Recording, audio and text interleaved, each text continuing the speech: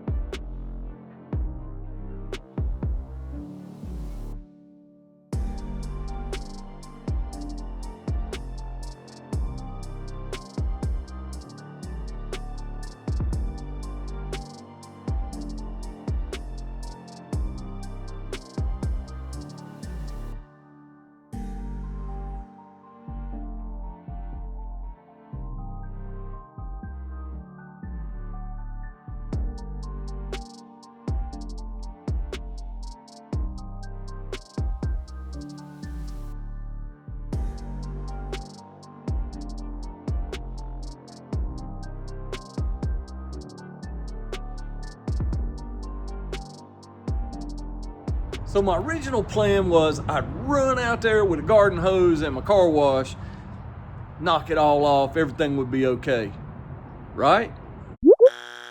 Absolutely not.